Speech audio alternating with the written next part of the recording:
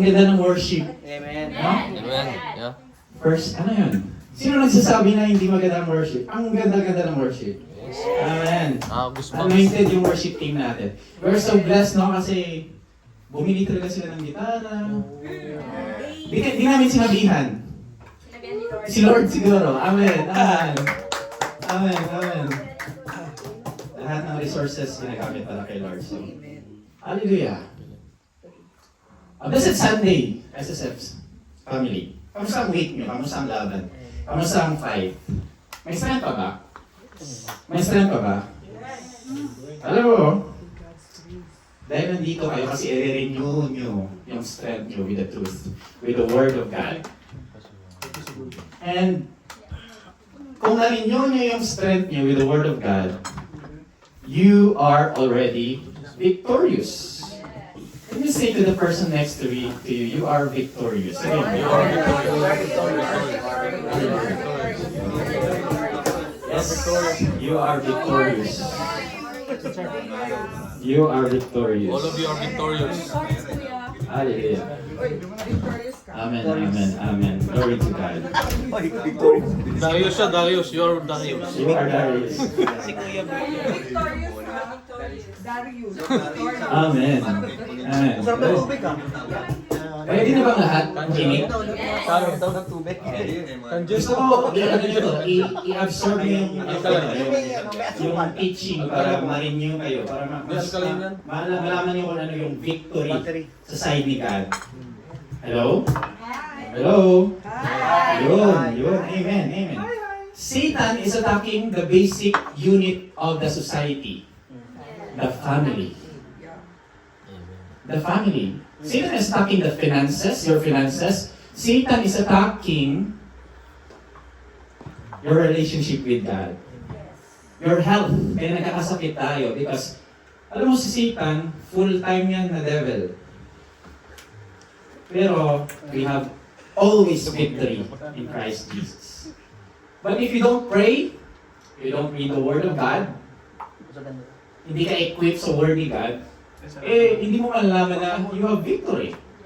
Hindi mo malalaman mo na talo ka. Kasi, hindi mo malalaman yung promises ni God. You will be deceived. So, kailangan natin malaman na victory tayo. Kasi, yung family natin, inaalagaan natin yan. Sino yung breadwinner ng family? Mostly yung mga lalaki, di ba? Diba? Kailangan natin pangalagaan ng ating family. Diba? Kailangan natin i-lead sila through prayer. Kailangan natin i-lead sila through Bible study. Kailangan natin sila i-lead through fellowship. Go to church, equipped. Right? Sunday na lamang yung yung time mo kay God, pagkakain mo ba? Pero God, alam ni God na na He gives grace, right? So, kahit na pastor, inatake, di ba? Kahit na disipulo ni Jesus, inatake. Si Jesus nga inatake. Tayo pa kaya? Kailangan natin i-strengthen yung ating pananampalataya sa Diyos. Hindi po ito, serious po dito yung natin, yung teaching natin. More about, this is a story of deliverance, story of victory, and personal testimony ko kung paano ko nagkaroon ng victory over the enemy. Check your heart. Sino yung foundation ng heart niya ngayon? Jesus? Amen. Kasi when you have Jesus, you have the fruit of the Holy Spirit. Galatians 5:22. Love, joy, peace. Pero kapag wala pa yung mga ganon, praise God kasi God is not finishing you. He is working in you. He is not a God that condemns, but He's a God that loves. Right? Kaya pwede mo sabihin sa katabi mo na, mahal ka ng Diyos. Di ba? Mahal ka ng Diyos. Alam mo kapag sa Diyos ka, magiging hungry ka. Maging hungry ka to read the Word of God. Pero siyempre, meron akong revelation na ibibigay sa'yo. Bakit mahirap mag-read ng Word of God? Remember mo sa Bible when Satan plants tares on the seed? So kapag nag-read tayo ng Word ni God, yung kalaban, magpa-plant na naman ng distraction, entertainment, busy, other things. But we need to fight, we need to choose. Right? So yung key verse natin is, we have victory. Victorious tayo. So sabi dito, no weapon that is formed against you shall prosper. Ano ibig sabihin? Lahat ng mga lies ng kaaway, umaatake sa iyo, pero hindi yan magwawagi. Because God puts victory in your life. Isaiah 54:17, no weapon formed against you shall prosper. Every tongue which rises against you in judgment you shall condemn. This is the heritage of the servants of the Lord, and the righteousness is from me, says the Lord. Di ba kapag may problema tayo, pumunta tayo sa Diyos always? Yes. Di ba? Lalo na ako. Lately, nagkaroon ako ng problema, challenges, war. You know, i-share ko yung story ni King Jehoshaphat sa 2 Chronicles 20. Alam mo, binigay ko ni Ate Grace yung verse na ito when we are in Oslo fighting for baby Elion sa kanyang sa aming fight. Now, sabi sa Jeremiah 39:18, sabi ni God, for I surely deliver you, and you shall not fall by the sword. Surely, totoo ang Diyos, i-deliver ka niya. But your life shall be as prize to you because you have put your trust in me. Everyone who trusts in the Lord, He will deliver. Everyone. Amen. He is a good God. Sino yung nakakalam sa tatlong hari ng Israel? First, who is the first king of Israel? King Saul. So, second is King David. Third is King Solomon. Then dahil doon, nagkaroon ng problema yung Israel. Nagkawatak-watak. There is this southern nation of Israel. Then the northern kingdom of Judah. So yung Israel ngayon nahati sa dalawa. Israel and Judah. So during that time, sa story na ito, sa 2 Chronicles 20, yung king na yun is si King Jehoshaphat. He is 35 years old and 25 years yung paghahari niya sa kingdom of Judah.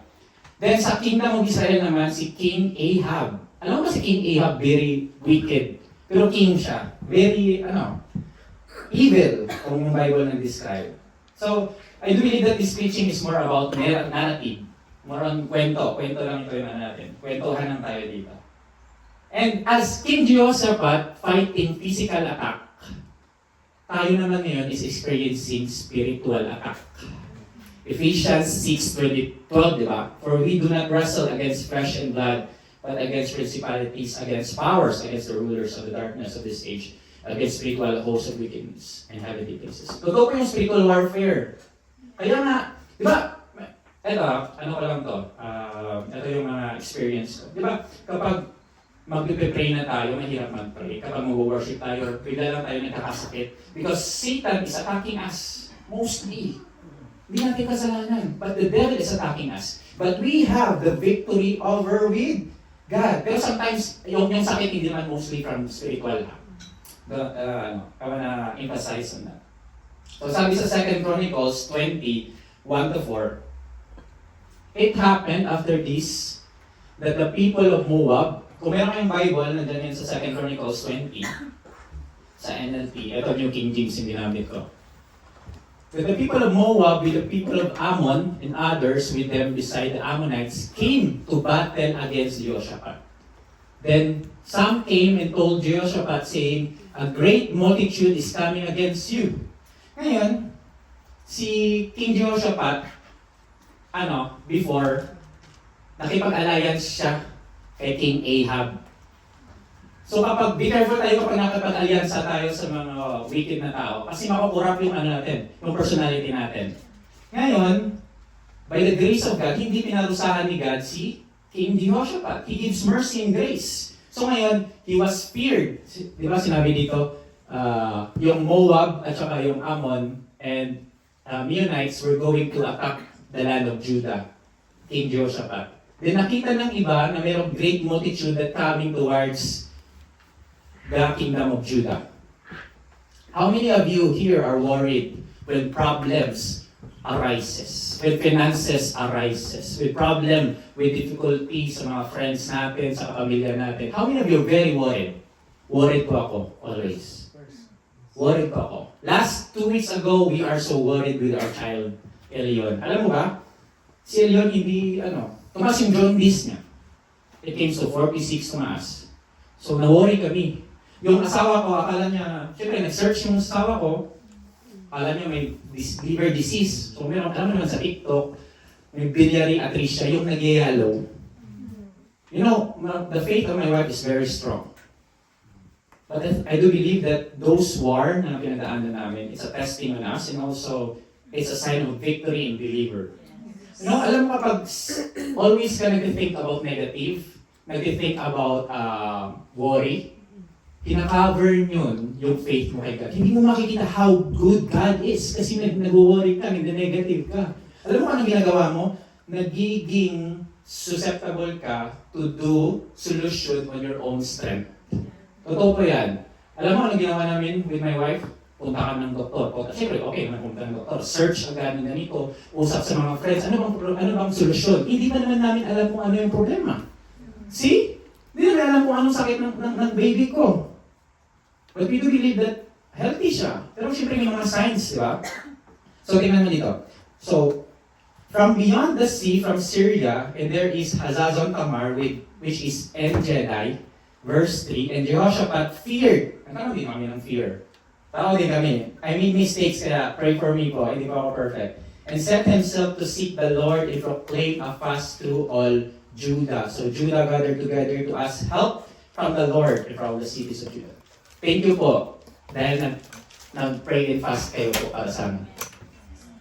Salamat po sa fellowship na ito that you bring the fight together with us in praying and fasting.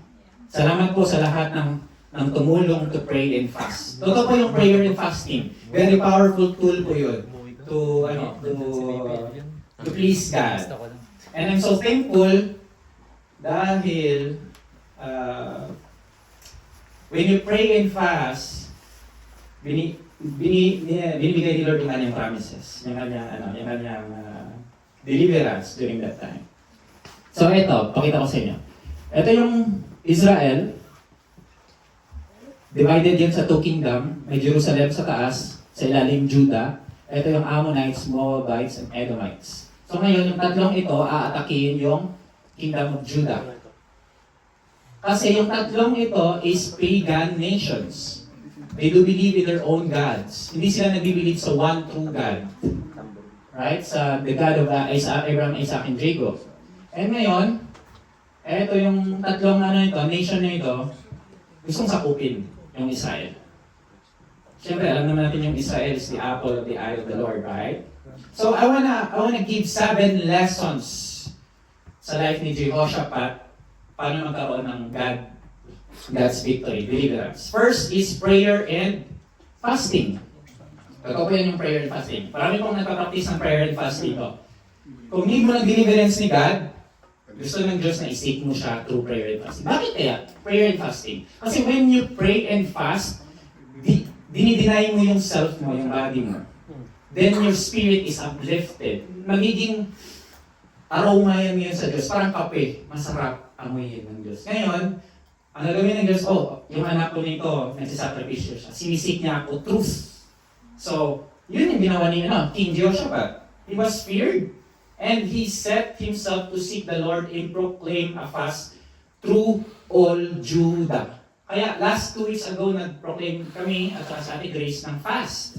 Because we have goals, right? And at the same time, para, ma-deliver kami from those kala namin disease. Parang tell the lesson of that.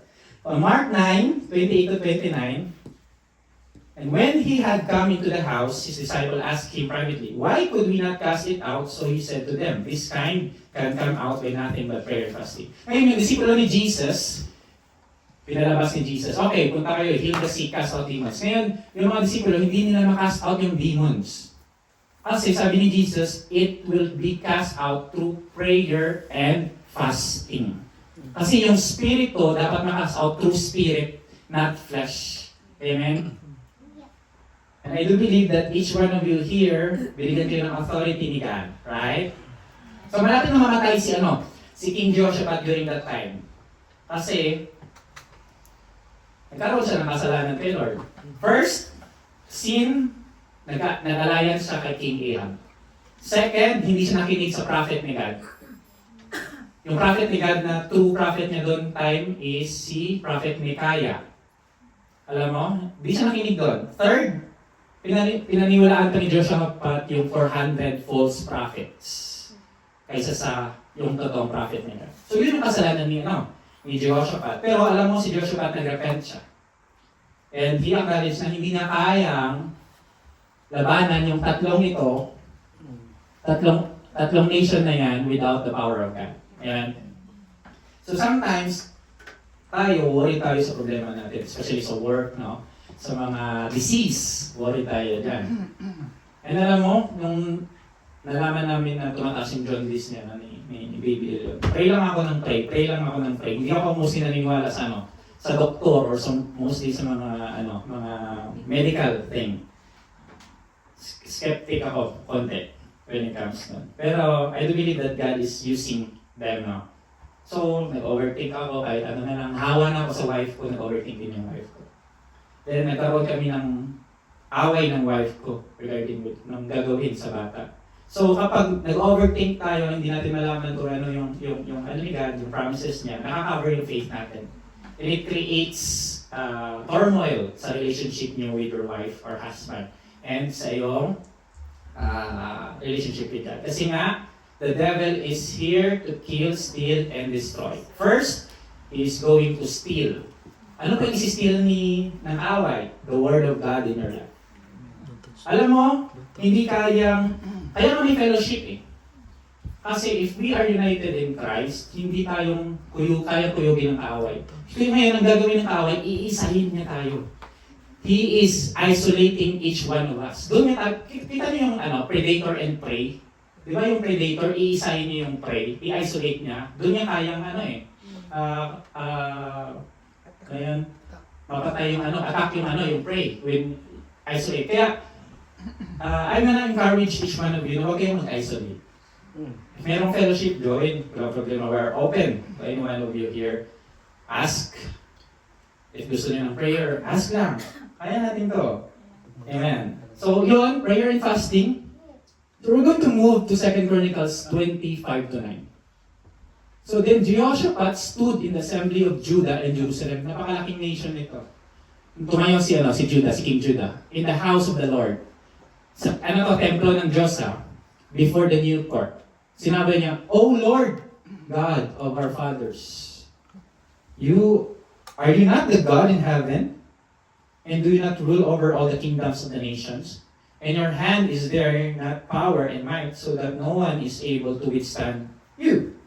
Are you not our God, who drove out the inhabitants of this land before your people Israel? So ngayon, si Judah nag-pray. I-acknowledge God's deliverance, no? I-acknowledge niya si God na siya yung nag-deliver sa Israelites out from Egypt. And give it to descendants of Abraham, your friend, forever. And they dwell in it, and have you built your sanctuary in it for your name, saying, verse 9, if disaster comes upon us, sword, judgment, pestilence, or famine, he will stand before this temple in your presence. For your name is in the temple, and cry out to you in affliction, and you will hear and save me. Ngayon, dineclare ni Jehoshaphat yung promise ni God. Sabi ni God na, if you feel pestilence, famine, attacks, call upon my name, and I will be there in you. Ngayon, ito yung mangyayari sa atin. If we do praying and fasting, if we want deliverance of God, we are now going to worship God. Right? Paano natin i-worship si God? The Bible says that you can worship God in spirit and truth. Truth lang po. Confess nyo lang kung sino kayo sa Kanya. Confess yung totoo na need mo siya. Hindi po gusto ni God yung boast ka po. Ma-pride. Kasi kapag in-acknowledge mo na hindi mo kailangan si God, for example, in-acknowledge mo na hindi mo kailangan ng prayer, hindi mo kailangan ng deliverance, hindi mo kailangan ng healing, God will never, force you with that. But He gives mercy and grace to people who are humble, right? So ngayon, yun ang ginawa ni Jehoshaphat. In-acknowledge niya si God. Kasi si God, He hate idols. He hate the pagans, nations also. Kasi yun yung mga false religion, false nation. And God hears the prayer of Jehoshaphat. And alam mo ba, kapag nagpipray ka, God hears your prayer. So wag mo i-acknowledge na hindi naman nakikinig yung Diyos. Di ba sinabi ni Brother Ramjel, nagpipray naman sila, and hindi niya discourage na hindi sila na-hear ni God. God hears them, but ni-receive ni Brother Ramjel yung verse na God has a perfect timing on everything.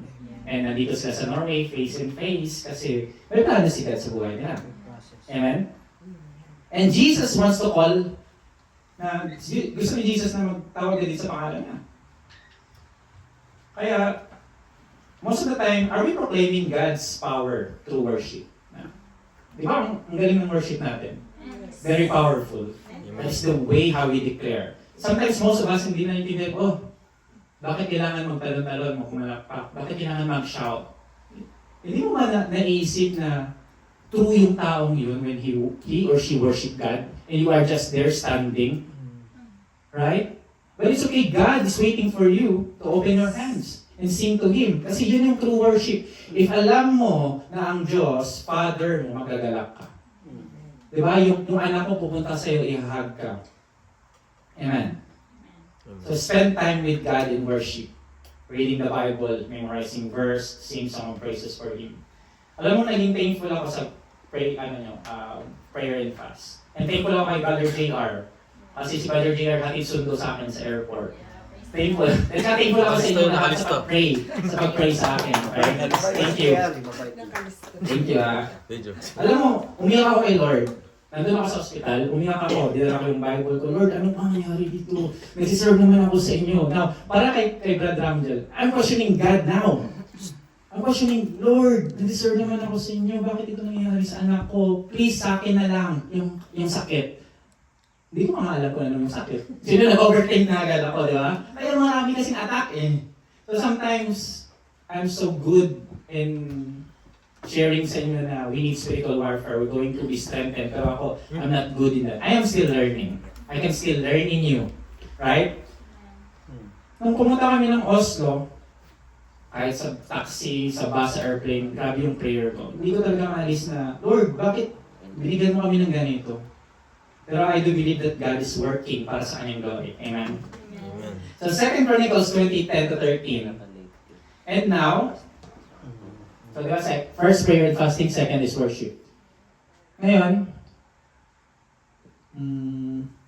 next naman natin is humility. Sabi sa 2 Chronicles 20:10-13, and now, here are the people of Ammon, Moab, and Mount Seir, whom you would not let Israel invade when they came out of the land of Egypt, but they turned from them and did not destroy them. Here they are rewarding us by coming to us, show us of your possessions which you have given us to inherit. Tingnan mo ngayon si Jehoshaphat, sinabi niya sa Diyos na, Lord, binigay mo sa amin to eh, yung grace, blessings. Bakit nga? Tingnan mo ngayon yung away, kinukuha sa amin. Pwede pa naman pray na ganun, pwede po. If you already received the blessings of God, you could pray na huwag tanggalin ni God. You could pray na huwag hayaan ni God yung kaaway tanggalin sa iyo yung blessings. Amen? O our God, will you not judge them? Pwede pong i-judge ni God yung kaaway. Because yung away na ito, Moabites, syempre, hindi pa na-revealed sa atin yung for God so loved the world. During that time, there are evil people. God know na hindi na sila talaga magre-repent. So, napaka-harsh ni God sa Old Testament, no? Patay agad. Mahirap i-fathom, but only God is God. He is just. Pero thank God, through Christ Jesus, we have grace. Amen? Kahit na magkasala tayo, hindi agad tayo namamatay. Hindi agad tayo napupunta na sa apoy. Thank you, Lord. Amen. Sabi ni Jehoshaphat, for we have no power against this great multitude that is coming against us, for we do not know what to do, but our eyes are upon you. So kapag in-acknowledge natin, nag-humble tayo kay Lord na, Lord, hindi ko kaya sa sarili kong lakas. It's all about your power. It's all about your grace. Kahit ano kayang feeling mo sa Diyos, Lord, we're going to answer it. But be patient. Kasi alam mo, mahirap yung kinalaban ni Jehoshaphat dito, 3 nation po. For example, dito Norway, sino mga kalaban? Russia. Russia. Kakakimbay ng Russia. Ngayon, sino yung mga Iran, o Iraq, atakihin tayo ngayon. Hindi kaya mag-humble down yung king ng Norway and to ask God regarding with this. Tapos magdeklara siya sa 5 million Norwegian people at the same time the international people to declare fast. Hindi kaya maaantig yung puso ng Diyos? Di ba? Amen. Hallelujah. Humility po. Tanggalin natin yung pride. Kasi si Joshua tinanggal niya yung pride niya. Joshua recognized na wala talagang kapangyarihan yung mga Jew. And Joshua exalt God. Kasi nag-humble siya, no? So James 4:10, God will also humble you before He exalts you. So humble yourselves in the presence of the Lord. Alam mo, I check my heart. Alam mo yung prayer ko araw-araw, Lord, kahit wala nang bagong sasakyan, kahit wala nang bagong bahay, yung heart ko lang po, tanggalin niyo kahit may katiting na wicked, kasalanan, tanggalin niyo po, Lord. Alam ko po, may pride ako, tanggalin niyo po. Hindi ko pwedeng i-deny na wala akong pride. Alam ko po, marami akong kasalanan, may mga last ako, tanggalin niyo po, Lord. Lord, I am willing. Yun yung panalangin ko. Hindi ko kayang solusyonan yung problema ni BBL yun during that time. Kaya, sabi ng doktor, punta ka ng Oslo. Alam mo, maraming blood test si Elion. Umiiyak siya sa dagat. Sakit pa naman ng paa niya. At saka kinuha nila doon sa may ugat. Di mahanap na, namali pa. So ngayon parang ginanon. Ng syringe. Si Jan ba yun? Hindi yun si Jen. Kala ko si Jan. Umiyak yung bata. Alam mo, kaming dalawa ni Arnie, umiyak kami sa harapan ng nurse. Sobrang sakit. Siyempre, for own good nila yun, yung blood test, no? Pero alam mo, dito ko na-realize na kapag may anak ka, gagawin mo lahat para sa kanya. Right? Pero dapat, with the strength of God, right? Yun ang yung lesson sa buhay namin na mag-asawa. So, sabi ko kay Lord, nag-humble ako kay Lord, Lord, yung self ko, ibibigay ko po. Yung heart ko po, ibibigay ko po. Yung dreams ko, ibibigay ko. Yung ministry ko po, ibibigay ko po. Yung asawa ko, ibibigay ko. Yung baby ko, ibibigay ko sa iyo, Lord. Just take this away from my baby, O God, Lord. Pero hindi namin alam kung anong sakit. Nag-overtake na kami. That is the lie of the enemy in us. That is the attacks of the enemy in us. So, tagalin mo din yung pride, kapatid. I-humble mo yung self mo. Need mo ng fellowship. Come on Sunday. Need mo ng prayers. Need mo ng Bible reading. We're going to help you for the rest that we can. So last Tuesday, nagkaroon tayo ng introduction ng Bible study. Pero mabigat yun because alam mo yung leading ni Lord sa amin, sa ating lahat, baguhan pa lang tayo with God. So we need milk. Hindi po natin kailangan ng solid food. Maybe next, if Pastor Obi were going to teach that. If okay na tayo. If we are matured na. Pero kahit ako, hindi ko ma-receive ng yung solid eh. So we're going to have Bible study next Tuesday. But Sis Josie we're going to lead us. Yung yung mababaw lang. At saka, kasi, hindi natin kailangan malagay si God into super theology. Si Jesus kasi pumunta dito para hindi mag-teach ng theology. Alam mo kung ano ni Jesus? To serve, to love, to forgive. Amen. Yan yung gusto. Hindi naman tayo lahat magiging pastor eh. Hindi naman tayo lahat magiging we are servants of God. But that is a good thing. We're so thankful for Brad Ovi to share that is. But I think, hindi pa napapanahon. Nasa baba, karating lang. Come. Hindi pa napapanahon, maybe next time. Kasi, medyo malalim. So we need only, hindi malalim. So, yun. Humble yourselves. Diba? Tapos na tayo dun, no? So next natin is being Spirit-led. Paano kayo maging being Spirit-led? So 2 Chronicles 20:14 to 17. Naintindihan naman? More on lang to, i-explain ko sa inyo. So sa verse 14, then the Spirit of the Lord came upon Jahaziel, the son of Zechariah. Ngayon, nag-prayer and fasting sila, nag-worship sila, nag-humble sila, nag-repent sila. Ngayon, nag-reveal si God sa kanila. Do you remember when we are going to conduct prayer and meeting? When we are accord in one? Di ba? Nakita niyo ba yung flow ng prayer and meeting natin? First, we worship God. First, we repent. In one accord. Di ba? Yung Spirit ni God, dumadaloy, at saka nagre-reveal siya ng mga prophecy, nagre-reveal siya ng mga ganyan-ganyan. Kasi totoo yun, that is biblical. Ngayon, nag-reveal si God sa asawa ko. Sabi ni God, pupunta ka ng Oslo. Then after that, ibabalik kita ng Stavanger. Yan yung promises ni God sa kanya. Alam mo ba nung pumunta ako ng airport, sama ko yung asawa ko, sama ko si Baby Leon. Alam mo kung sino yung nakita ko in front of my eyes? Pastor Candice and Pastor Eric of Studio Church. Yung nag-preach sa IMI. Sila yung nandun. Right in front of my eyes. Then the Holy Spirit came to me, sabi, pumunta ka doon, ask mo sila ng prayer. Hindi ako mapakali. Pumunta ako doon sa kanila, sa lahat ng mga tao. Then I asked them, could you pray for my baby, Leon? Pinirain nila si Baby Leon. Then I can feel rest during that time. Sabi ko, Lord, wow. Alam mo ba yung preaching ni Candice all about healing sa 2 Kings 4? All about healing. And then sabi ko, Lord, kailangan ni Leon na ma-heal. Pero hindi namin alam yung sakit, ha? Yun yung problema. Yun yung ano namin. Yun yung problema namin. But I just obeyed God during that time. And saan na tayo? Humility, tapos na tayo, no? Being spirit-led. The son of Benaiah, si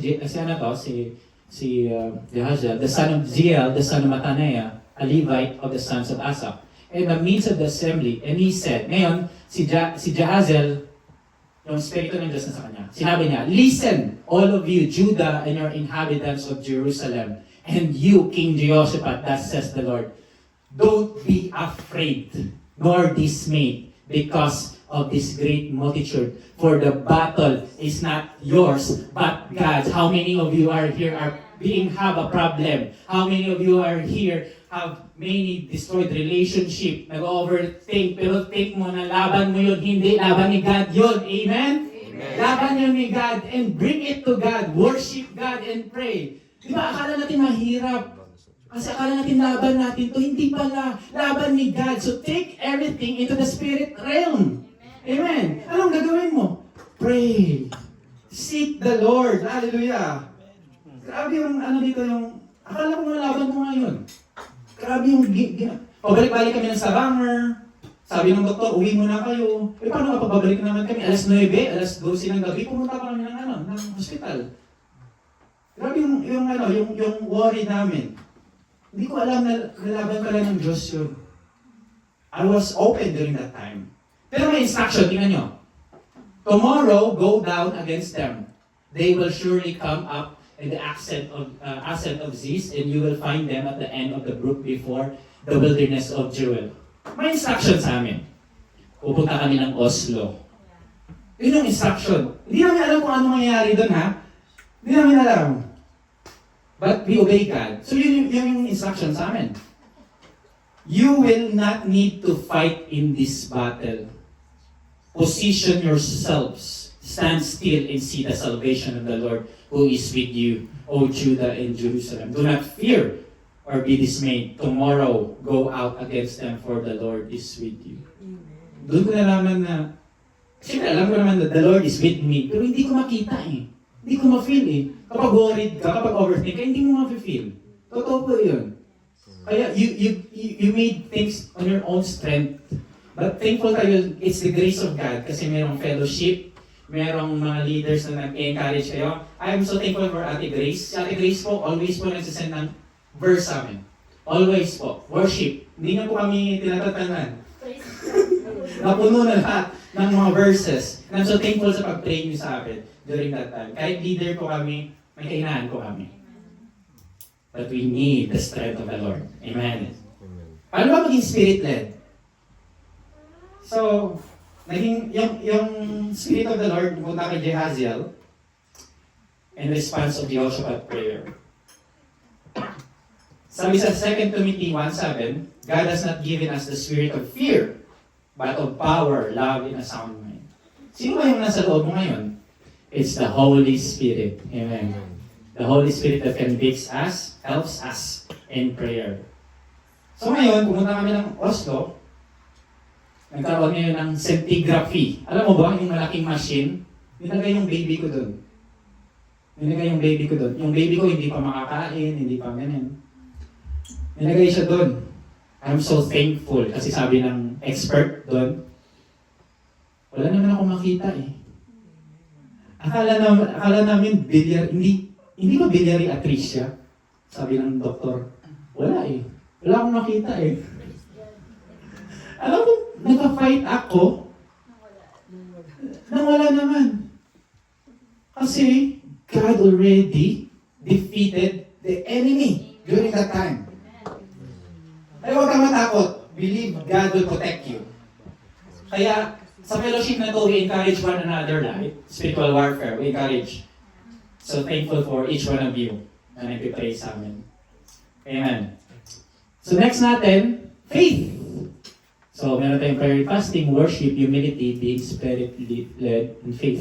So, sabi sa 2 Chronicles 20:18-21, and Jehoshaphat bowed his head and his face to the ground, and all Judah and inhabitants of Jerusalem bowed before the Lord, worshiping the Lord.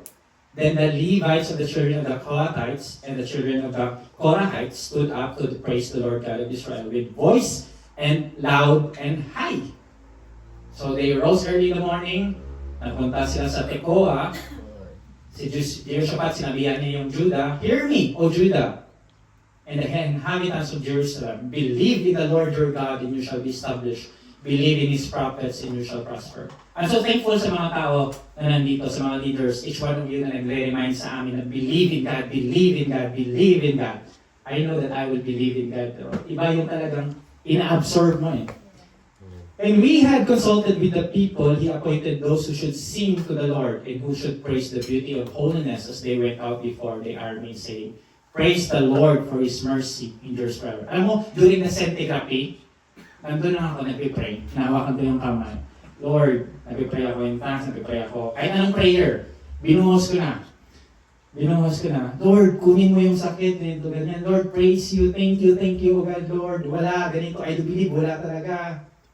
Verse 22, now when they began to sing and praise, the Lord set ambushes against the people of Ammon, Moab, and Mount Seir who had come against Judah, and they were defeated. The moment that you worship God and pray to God, God already defeated the enemy.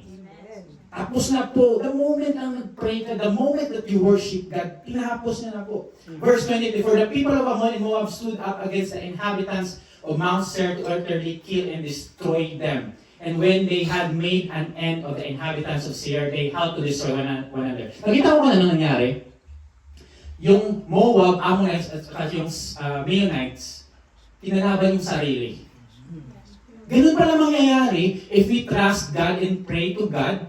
Yung mga problems natin, yung mga finances natin, yung mga situation, challenges natin, nag-aaway pala sila hanggang sila ay mamatay because God caused them to be defeated. Kaya no weapon shall prosper. Amen po, totoo po yun, no weapon. Mga lies ng kaaway, syempre, we are in a body. We are spirit with soul live in a body. Mafe-feel tayo ng discouragement. Mafo-form yung lives ng kaaway. Pero it will not prosper. Ibig sabihin, mawawala yan after. You will have victory. Kaya meron yung victory po. Amen. Galing, no? During pala that time, nung nandun kami, akala namin biliary atresia, akala namin ganito, ganyan. Pero kailangan na pala ng vitamins ni baby. Is it the grace of God? Kung sa Pilipinas kami, wala kaming pera, siguro lubog kami sa utang. Pero dito, libre. Transportation, hotel, lahat libre po. Gatas, vitamins, lahat libre. Ang babait pa ng mga nurse. Ang babait pa ng mga doktor. Libre po. Amen. Diba? Tingnan mo, verse 24. So when Judah came to a place overlooking the wilderness, they looked toward the multitude, and there were dead bodies fallen on the earth. No one had escaped. If you pray to God, worship God, lahat ng problema mo, lahat yan, mapupuksa, and no one will escape. Lahat ng problema yan, bibigyan ng solusyon ng Diyos natin na mapagmahal. Verse 25, when Jehoshaphat and his people came to take away their spoil, they found among them an abundance of valuables of the dead bodies. Nagkaroon ngayon sila ng plunder, nagkaroon ngayon sila ng kaginhawaan kasi meron silang makuha mga goods. Nung pumunta kami ng Oslo, yun, libre lahat. Nagkaroon kami ng relief ng asawa ko, nasa hotel kami. Yun yung biyaya ng Diyos. Hindi ka lang niya i-deliver, ibigyan ka pa niya ng blessing. Amen? The evil who wants to put evil in your life, God make it good. The evil who wants to put lies in your life, God make it truth. Kasi He is the God that we serve. Amen. So ngayon, yung faith natin is an action. Mag-respond ka lang po kay God. Instead na magtago ka sa bahay mo, praise God. I-worship mo si God. Habang nag-worship ka, pinatapos na ng Diyos yung laban. Oh, what a powerful God that we see. Tandaan mo, problema lang yan. May Panginoon tayo. Napakalaki ng Panginoon natin. I wanna say it again. Problema lang yan. May malaki kang Panginoon. Amen? Amen. Amen. So obey God. Alam mo yung faith natin parang muscles. We need to exercise it to make it grow and strong. So kapag hindi ka nag-obey kay Lord, hindi ka nagka-trust kay Lord, hindi ka nagbabasa ng Bible, hindi ka nag-worship, syempre, manghihinaan ka ng stand. Right? So, I want to encourage you to continue in what you're doing. Hindi naman kailangan talaga perfect eh. Kasi si Jesus, He saved us and He perfected us. Ngayon, kapag nagpuput ka ng faith kay Jesus, di ba si Jesus perfect? Hindi tayo perfect. Ito mangyayari. If you put your faith on Jesus, you exchange records with Jesus. Yung perfection ni Jesus nasa sa'yo ngayon. Yung imperfection mo pumupunta kay Jesus sa cross. As you put your faith in Him. Ganyan po yung makapangyarihan yung gospel ni God. Amen. Malapit na tayo magtapos. I'm gonna just mga 5 minutes. 2 Chronicles 20, 26 to 30. So tapos na tayo sa faith. Ngayon, gratitude. 6 natin is gratitude. Kailangan lang natin magpasalamat sa Diyos.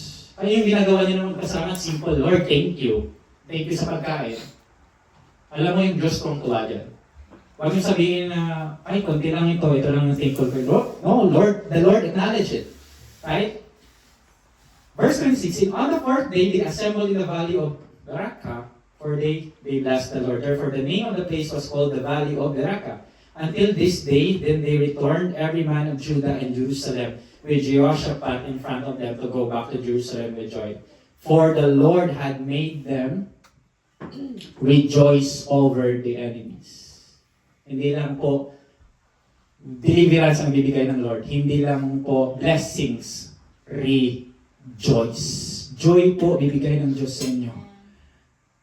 So they came to Jerusalem with stringed instrument and harps and trumpets to the house of the Lord. In the fear of God was all the kingdom of those. Alam mo kapag nung umuwi kami from Oslo, I worship God. I praise God. Nandun ako sa nagka-problema na yung play namin 3 times, technical problem. Sinabi ko kay Kuya JR at kay Ate Grace. Pero during that time, nagbasa naman ng Bible, nag-praise and worship lang ako. Bahala kayo dyan. Lord, kung ano yung will mo ngayon, kapag mamamatay kami yung lahat dito sa aeroplano, please, bigyan mo ko ng boldness that lahat sila mag-say yes sa'yo para ma-save kami lahat. If yun yung will mo. Nag-overthink na naman ako during that time. Souls pa rin yung iniisip ko.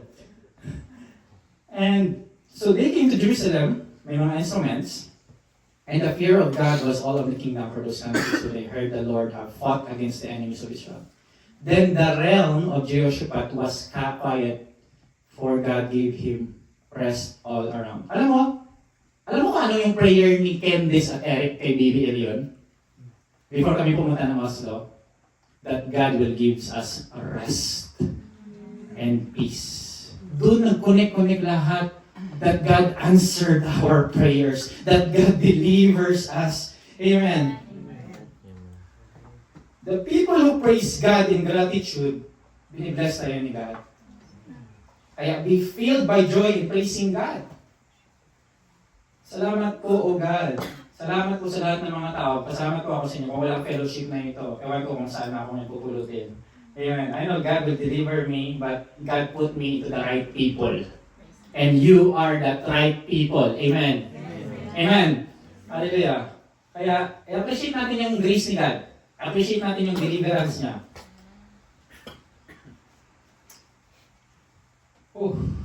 I'm so overwhelmed with what God is doing for life. Can the worship team, prepare? Ano yung gusto ni God i-show sa atin?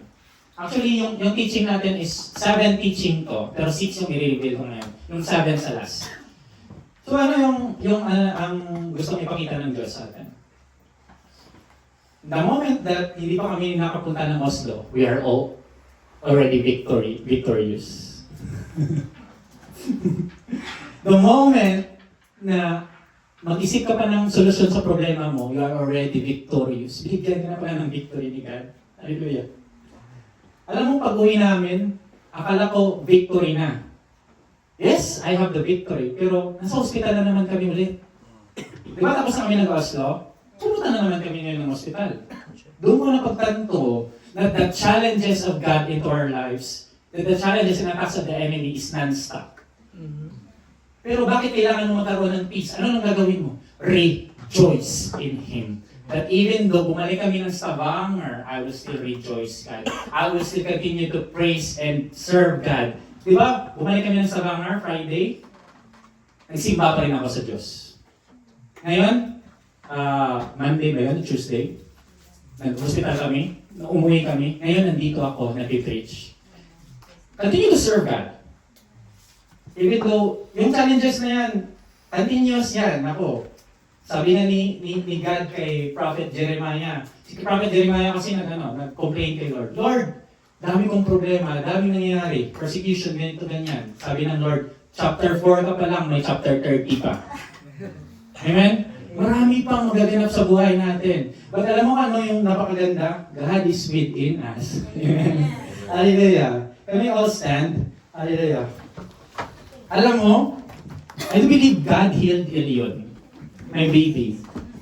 And ngayon, nabuhayan yung faith ng asawa ko. 1 month hindi nakasimba yung asawa ko dahil sa mga attacks ng kaaway na yon. Ng Moabites, Meunites, at saka ng lahat ng mga lies ng kaaway. Isang buwan hindi nakapagsimba si Arnie. Hindi nakapagbasa ng Bible. Mahirap. That's why we need this fellowship, right? Alam mo yung asawa ko nandyan sa ilalim ngayon. Yes, and Baby Elion is there. And alam mo yung status ni Baby Elion? He is growing. Humahaba siya. He is smiling. What a great joy yung binigay ng Diyos sa buhay namin. And what happens in your life right at this moment, God is delivering you right at this moment. God is delivering you. Kung ano ba yan? Be still and know that God is within you right at this moment. Katay natin yung battle belongs. 1 minute. Trust and believe in Him. Amen? You have victory in Christ Jesus. Tinapos na po ng Diyos sa cross. Lahat, sin and death, tinapos na po. He paid it by His blood. And Jesus with a triumphal victory. You have victory in Christ Jesus. You have. Kapag umuwi ka, natulog ka, don't think about na yung problema, andyan lang yan. But think about the victory. Focus your eyes in Christ Jesus. Siya po yun ang liligtas sa atin. Siya po in Jesus. Thank you, Lord. Question ko sa buhay na ngayon. Question. Are you going to continue to serve God? Despite our circumstances, fight situations and tribulations in your life? Are you going to continue to serve God? Hallelujah. And last question, are you willing to change to see the deliverance of the Lord? Lahat po ng mga mali, iwan nyo na po ihan. And God will deliver you. Are you willing to change with God? Hallelujah. So, 7 lessons. Prayer and fasting, worship, humility, being spirit-led, faith, and gratitude. Alam mo kung anong yung last? Vigilance. Kasi, ano ba naman si King Jehoshaphat?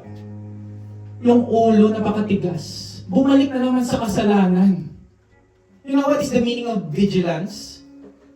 Be sure and be careful na hindi ka nababalik sa kasalanan. Careful tayo. Alam mo si King Jehoshaphat, namatay siya after 25 years of reigning in the in the kingdom of Judah. Bakit? Because he allianced himself again of the king of Israel, of King Jahaziel. Isang king na naman, na wicked, anak ni King Ahab. Nakipag-alliance na naman siya doon. Huwag na po tayo bumalik sa kasalanan. We are not perfect. But the moment that we strive, God gives us mercy. Para sabihin ko sa inyo, we have already victory. Yung SSF, before kayo dumating dito, Saturday night, before kayo dumating dito, you already received the victory. Amen. Pagdating nyo, pag-upo nyo dyan, uminom kayo ng kape, you already received the victory. Alam mo bakit? Kasi in-accept mo na si Jesus. Aren't we thankful for Jesus? Can we say, thank you, Jesus? Thank you, Jesus. Thank you, Lord Jesus. Thank you, Lord Jesus. Hallelujah. Can we sing? Thank you, Lord. Thank you, Lord Jesus. As you worship God, no? We thank you, Lord. Dahil nandyan ka, dinideliver mo kami.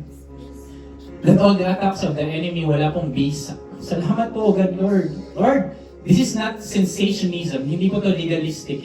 Totoo po to. And I know, God, Lord, nandyan ka, nakikinig sa amin. And you are smiling with your fellow children, oh God, Lord. Lord, salamat po sa pag-deliver sa amin. Maliit man o malaki yung problema, dinideliver mo kami, oh God, Lord. Thank you, Lord Jesus, that we have victory in you, Lord. Thank you, Lord. Amen. Amen.